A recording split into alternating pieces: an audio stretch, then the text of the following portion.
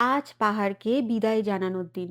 আর সত্যি বলতে পাহাড়কে ছেড়ে আসাটা সবসময় খুবই কষ্টের। সেটা আমাদের দার্জিলিংয়ের পাহাড় হোক কিংবা ক্যানাডার Rocky mountain.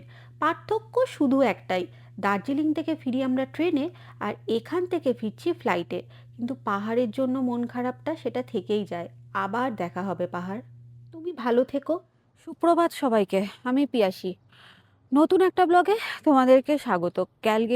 Sorry, Banff এক্সপ্লোরের, Canada এক্সপ্লোরের আজকে হলো আমাদের এই ব্যানফ এক্সপ্লোরের শেষ দিন। যে এয়ারবিএনবিতে উঠেছিলাম সেটাকে আজকে বিদায় জানানোর পালা। কালকে যেগুলো দেখিয়েছি সেগুলোর মধ্যে আশা করি গ্লেশিয়ারটা তোমাদের খুব ভালো লেগেছে। কলম্বিয়া গ্লেশিয়ার আমাদেরও খুব ভালো লেগেছে। আর যেটা সেটা হচ্ছে আজকে এই সুন্দর শহরটাকে ছেড়ে আমাদের বেরিয়ে যেতে হবে। আজকে আমাদের রাতে ফ্লাইট। আজকে আমরা টরন্টোর উদ্দেশ্যে রওনা দেব। তো চলো আজকে ব্লগটা তাহলে এখন থেকে স্টার্ট করছি। আজকে আর ডেল্টা হোটেল থেকে স্টার্ট করলাম না, তার পিছনে কারণ হচ্ছে আজকে যে এয়ারবিএনবিটাকে চেক আউট করবো সেটা থেকে স্টার্ট করলাম, ছেড়ে চলে যাচ্ছি তাই। আর আজকে আমাদের যে ট্রিপগুলো আছে সেটা হচ্ছে হুডুস ড্রাম হেলারের ট্রিপ। তো আজকে কি কি হবে না হবে সেগুলো আস্তে আস্তে পরে বলছি, কিন্তু এখন আপাতত ক্যাব বুক করেছি, হোটেলে যাব, ওখান থেকে রওনা দেবো। তাহলে চলো সঙ্গে থাকো। ওয়েদারের আপডেটটা দিতে ভুলে গেছি। বাইরে একদম ব্রাইট সানি ওয়েদার হলেও কি হবে, ওয়েদার এখন কিন্তু 4 ডিগ্রি। একদম সকাল 8টা থেকে এখন মোটামুটি ওই 8:30 মতো বাজেনি, এখনো 8:15-20 বাজে। আমরা ক্যাব বুক করেছি আর এখন 4 ডিগ্রি, তাই জ্যাকেট পরে নিয়েছি। ঠান্ডা কিন্তু খুব একটা লাগছে না 4 ডিগ্রিতে, কিন্তু হ্যাঁ পরে হয়তো লাগতে পারে। বৃষ্টিরও, আজকেও বৃষ্টির ফোরকাস্ট আছে। তবে কালকে একটা লেটেস্ট জিনিস ওয়েদারের কথা বললাম বলে আমার মনে পড়লো। একটা দিনের মধ্যে আমরা বিভিন্ন রকমের ওয়েদারে ট্রানজিশন পেয়েছি। প্রথমে সানি, তারপরে স্নোফল, তারপরে বৃষ্টি, তারপরে আবার অল্প অল্প সানি, তারপরে তো রাত হয়ে গেছে। আর ক্যালগেরি শহরে কিন্তু এখন রাত্রেবেলা 9:30 অবধি দিনের আলো থাকে। চলো নেক্সট স্টার্ট করছি, জার্নিটা স্টার্ট করে আবার ব্লগটাকে স্টার্ট করছি।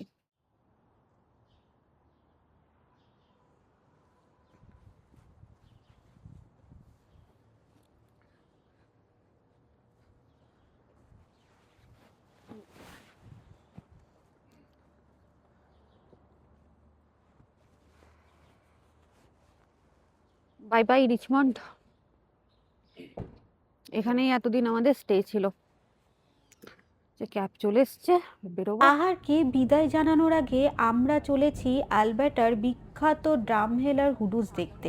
লক্ষ লক্ষ বছর ধরে প্রাকৃতিক ক্ষয়ে তৈরি হয় এই অদ্ভুত পাথরের স্তম্ভগুলো, যেন প্রকৃতির নিজের হাতে গড়া এক অনন্য শিল্পকর্ম। চলুন দেখে আসি এই অবিশ্বাস্য সৌন্দর্য। এই ড্রামভেলারে লুকিয়ে আছে পৃথিবীর কোটি কোটি বছরের ইতিহাস। আর এখানেই প্রায় ডাইনোসরের জীবাশ্ম খুঁজে পাওয়া যায়। চারপাশে রুক্ষ বাদামি পাহাড় আর গভীর খাঁজ দেখে মনে হয় আমরা যেন একটা অন্য গ্রহে চলে এসেছি। তো আজকে এই যে ড্রামহেলার ট্রিপটা আছে, তো এই ড্রামহেলার ট্রিপটার প্রথম যে ভিজিটিং পয়েন্ট সেটা হচ্ছে হর্সু ক্যানিয়ন, যেটা সামনে এখন আমরা দাঁড়িয়ে আছি। এটা একটা ক্যানিয়ন আছে যেটার মানে ঘোড়ার পায়ের ওই যে নিচটা, পায়ের ওই ওটার মতো এই ধাবাগুলো আছে। তো মেন হচ্ছে এই জিনিসটাই। একটা জিনিস তোমরা মানে নোটিস করবে, এই রাস্তা আজকে যে রাস্তাটায় এলাম ড্রামহেলারের দিকে, ড্রামহেলার অ্যাকচুয়ালি হচ্ছে ক্যানাডার অ্যালবার্টার একটা সুন্দর শহর। তো এই শহরটা আজকে আমরা এক্সপ্লোর করতে এলাম। তো হর্স গ্যারিয়ানটা দেখাবো।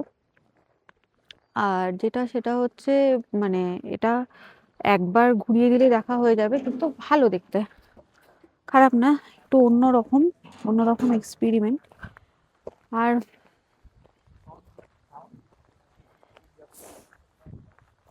আর যেটা সেটা হচ্ছে আজকের রাস্তাটার মধ্যে কোনো পাহাড় নেই। আজকের রাস্তাটার মধ্যে কোনো রকম কোনো মাউন্টেন বা কোনো রকম কোনো পিক নেই। আজকের রাস্তাটা শুধু একদম সবুজ মাঠ, আর কিচ্ছু নেই। আর এই ড্রামহেলারের মধ্যে আর একটা জিনিস আছে, সেটা হচ্ছে ওই ডাইনোসরের একটা মিউজিয়াম আছে, সেটা আমরা দেখব।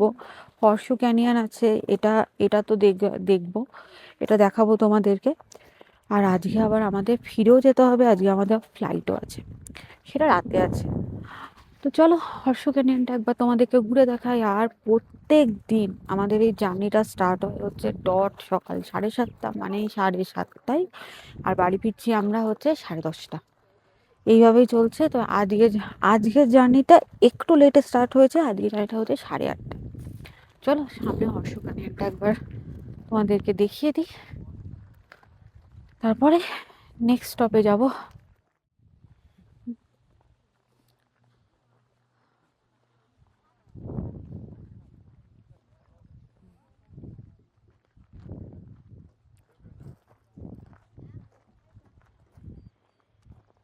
এদিক দিয়ে ডাইনোসর বেরিয়েছিল নাকি?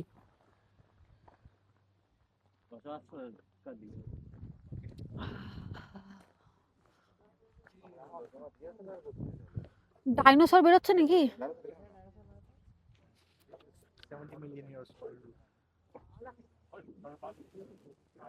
আচ্ছা, এইটাই হলো হচ্ছে হর্ষ ক্যানিয়ন, এই পুরোটা।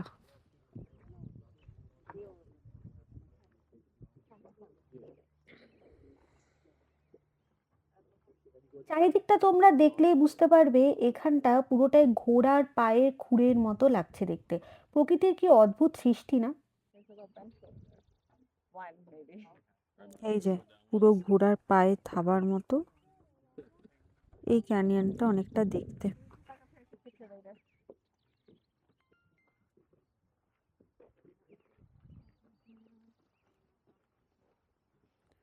তা আর কিছুই নেই, এরকমই।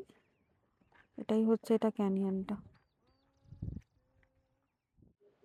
তো এখানে এখন আমরা চলে এলাম এই রয়্যাল মিউজিয়ামটাতে। দেখা যাক এটাতে কি দেখতে পারি। তবে পুরোটাই, আমি যতদূর বুঝলাম, এই জায়গাটা পুরোটাই ব্যাড ল্যান্ডসের ল্যান্ডস্কেপের জন্য ভীষণই বিখ্যাত। আর welcome to the Royal Tyrrell মিউজিয়ামে আমরা চলে এসেছি। এটাকে বলা হয় ক্যানাডার ড্রামহেলার শহরের একটা বিখ্যাত ডাইনোসরের জাদুঘর। এটা পৃথিবীর অন্যতম সেরা জীবাশ্ম মানে ফসিলস ও ডাইনোসর গবেষণার জাদুঘর হিসাবে পরিচিত। এখানে দেখা যায় হচ্ছে ডাইনোসরের কঙ্কাল, জীবাশ্ম, প্রাচীন উদ্ভিদ ও প্রাণীর নমুনা দেখা যায়। আস্তে আস্তে তো আপনারা এগুলো দেখতেই পাচ্ছেন। বিশাল বিশাল আকারের ডাইনোসরের কঙ্কালের জন্য এই মিউজিয়ামটা খুবই কিন্তু জনপ্রিয়। এখানে অনেক বিজ্ঞানীরা থাকেন, আর এখানে বিজ্ঞানীরা নতুন জীবাশ্ম আবিষ্কার করেন ও গবেষণা করেন। বেশ ইন্টারেস্টিং বিষয়টা। এটাকে কিন্তু ডাইনোসরের একটা জগৎ বলা চলে। বাচ্চারা তো এটা এনজয় করবেই, আর আমরা বড়রা যাদের ডাইনোসর সম্পর্কে একটু জানার ইচ্ছা আছে, তারা কিন্তু এখানে এলে বেশ অনেক কিছুই জানতে পারবে। আজ আমরা যেখানে বেড়াতে এসেছি সেটা হচ্ছে হুডুস ড্রামহেলার। এখানে বলা আছে যে 70 থেকে 75 মিলিয়ন বছর আগে এখানে কিন্তু ডাইনোসর ঘোরাফেরা করতো।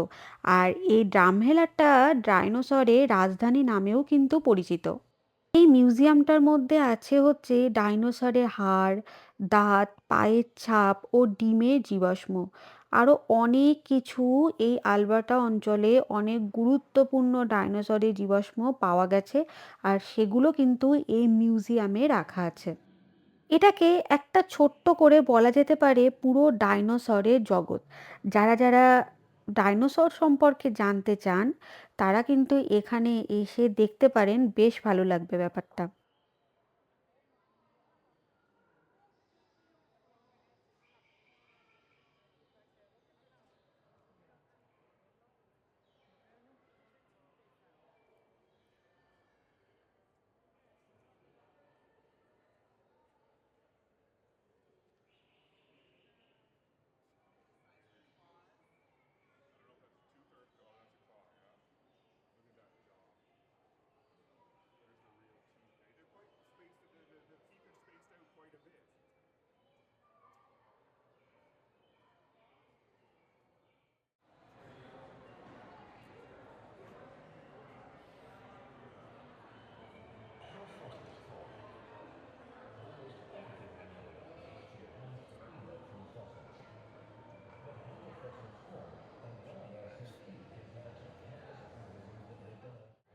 এটা দেখে কিন্তু কেউ ভয় পাবেন না।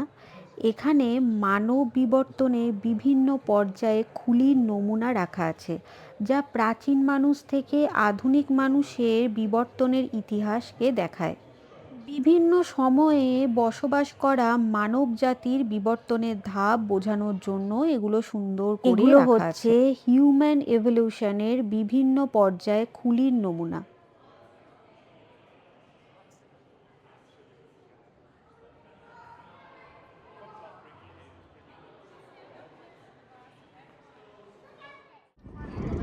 এই জায়গাটা দেখে তো আপনারা সবাই চিনতে পারছেন, এখানে কোই মিল গেয়ার সেই বিখ্যাত জাদু জাদু গানটা কিন্তু এখানে শুটিং হয়েছিল। অ্যাকচুয়ালি কোই মিল গেয়ার সিনেমাটা না বেশিরভাগ অংশই এই ব্যানফ ন্যাশনাল পার্কের এরিয়াতেই কিন্তু শুটিং হয়েছিল, যেগুলো আমরা এতদিন আগে অবধি ঘুরে এসেছি। এই পুরো জায়গাটা দেখে তো আপনারা নিশ্চয়ই সবাই চিনতে পারছেন। যদি ওই গানটা আপনারা দেখে থাকেন তাহলে জায়গাটা কিন্তু অবশ্যই চিনতে পারবেন।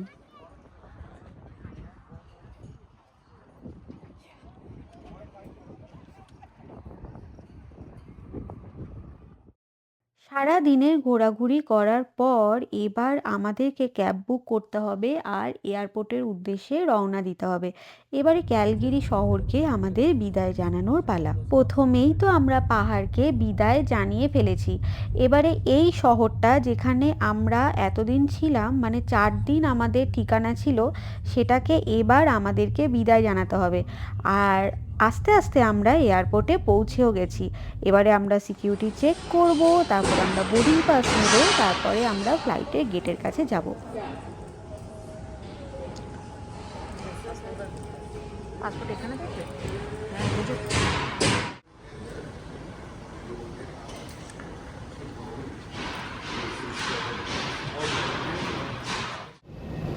বোর্ডিং হয়ে গেছে, সিকিউরিটি হয়ে গেছে আবার।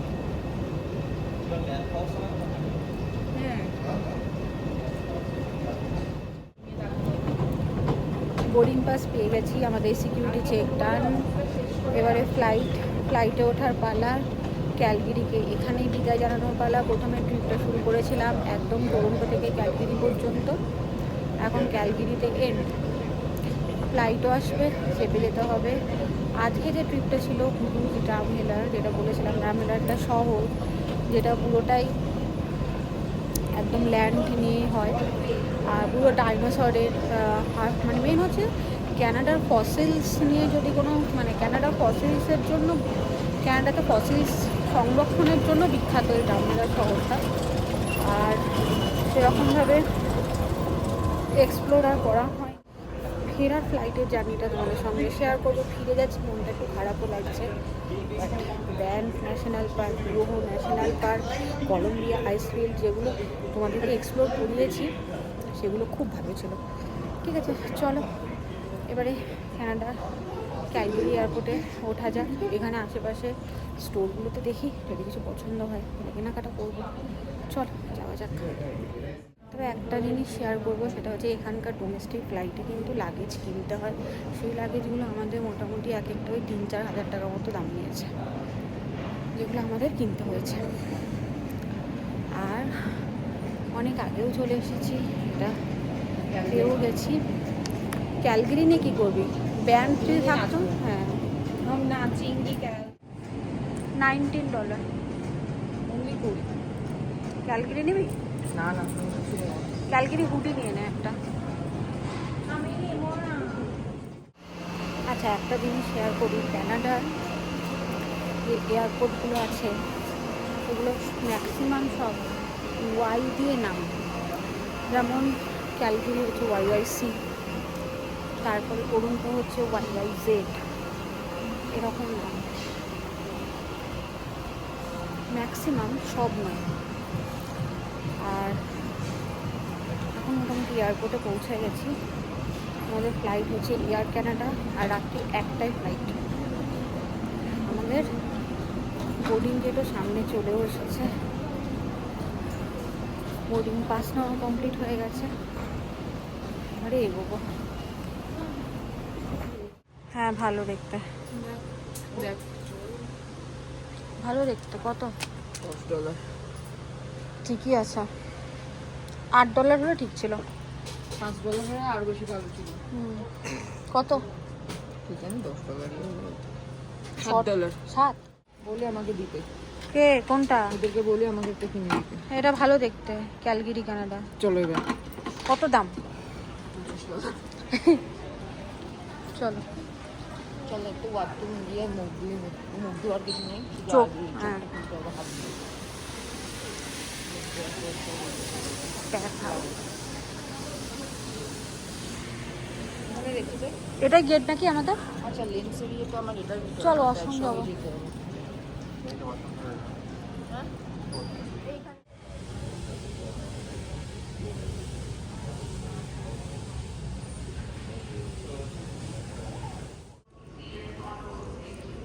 এখানে দেখাচ্ছে না আমার যে পাঠালি।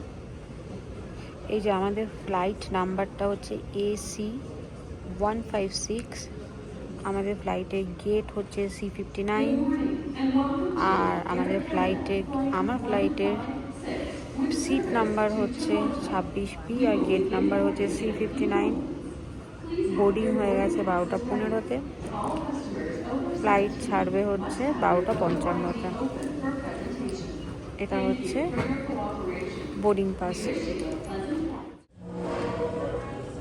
Aircraft flight 2326, service to Montreal, exploring zone 126. Thank you.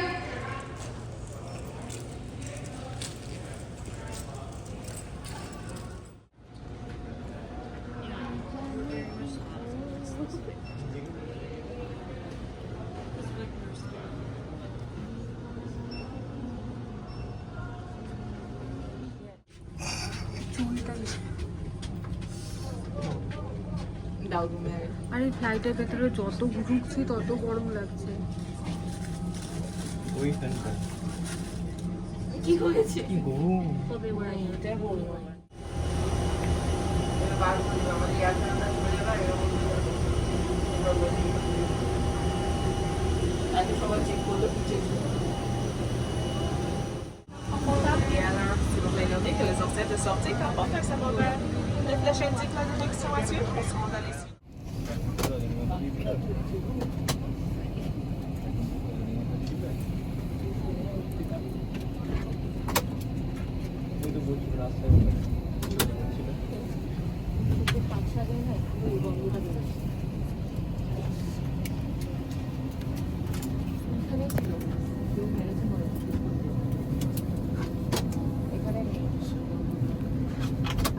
All that Canada has to offer. Pour votre sécurité et votre confort, soyez attentifs à cette courte vidéo. Joignez-vous à nous pour explorer tout ce que le Canada peut offrir. আমরা ফ্লাইটের সিটে বসে গেছি, luggage ওপরেও রেখে দিয়েছি। একটা সুন্দর এখানে স্ক্রিন দেওয়া আছে, টিভি স্ক্রিন, চাইলে মুভি দেখতে পারি, কিন্তু লাগবে না। যা 4.5 থেকে 5 ঘন্টা জার্নি, ওটা একটা রাতে আমাদের ঘুমিয়ে ঘুমিয়েই কেটে যাবে। আর মাঝখানে একটা স্ন্যাক্স দেবে যতদূর আমি জানি। আর সিটের মধ্যে একটা জিনিস বলতে পারি, যেটা সামনে থেকেও হয়তো দেখা যাচ্ছে, সেটা হচ্ছে লেগ স্পেসটা যথেষ্ট আছে। এয়ার কানাডা ফ্লাইট আমার খুব ভালো লেগেছে, খুবই ভালো এক্সপিরিয়েন্স। আর মানে আমি এখানে ছোট্ট করে একটা কথা বলবো, আমাদের দেশে এয়ার ইন্ডিয়ার থেকে এয়ার কানাডা ফ্লাইট কিন্তু অনেক বেটার। ফ্লাইট কিন্তু রওনা দিয়ে দিয়েছে, YYC থেকে বেরিয়ে গেছে, আর এটা গিয়ে পৌঁছাবে হচ্ছে YYZ-এ। রাতের ফ্লাইট, দেখানোর কিন্তু কিচ্ছু নেই। আর আমি উইন্ডো সিটও পাইনি যে একটু দেখাতে পারবো। ব্যাস, এই YYZ এখানে রেড কালারের আছে, সেখানেই পৌঁছাবে। একটা টানা ঘুম দেওয়া হয়ে গেছে আমাদের, আর আমরা YYZ-এ পৌঁছেও গেছি।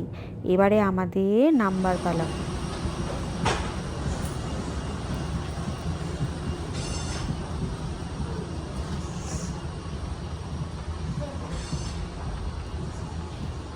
পুরো একদম ঘুমিয়ে ঘুমিয়ে চলে এলাম।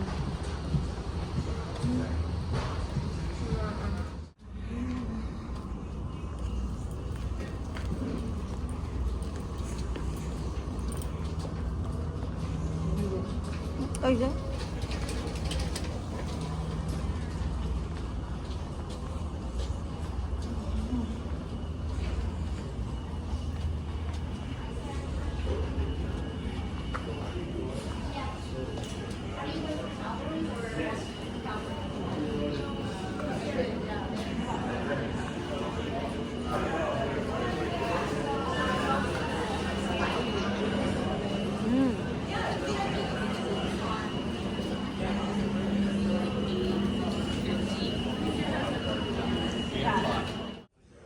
সকালে এয়ারপোর্টটা দেখতে কিন্তু বেশ ভালো লাগে। চারিদিকে এয়ার কানাডা ফ্লাইট আছে, আরও অন্যান্য দেশের ফ্লাইটও কিন্তু এখানে রাখা আছে। আর দূরে দেখতে পাচ্ছি একটা ফ্লাইট কিন্তু টেক অফের জন্য বেরিয়ে গেছে। আবারও হয়তো কেউ বেড়াতে যাচ্ছে। আমরা যেরকম ঘুরে চলে এলাম, অন্যদের হয়তো আবার নতুন করে ট্রিপ স্টার্ট করছে।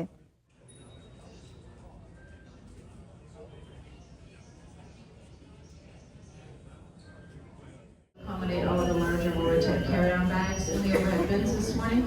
We're currently looking for approximately আমরা 20 মোটামুটি volunteers. সেফলি ল্যান্ড করে গেলাম If you do have a larger টরন্টোতে। carry-on আর bag একটা and কথা you বলে need to রাখি, be on board this morning, please see us here at Calgary gate distance হচ্ছে D28. This is a complimentary service. 2700 kilometre, We do also offer priority boarding. And if you do যেটা not আমরা have মোটামুটি volunteers priority সাড়ে boarding, we will be 5 sizing bags this ঘন্টায় morning. Cover If you do not করলাম। previously R enter a পুরোনো sizer, we will বারোটা be tightening them during the boarding একটাই process. ছেড়েছে। We এখানে appreciate your land করিয়েছে cooperation this হচ্ছে morning.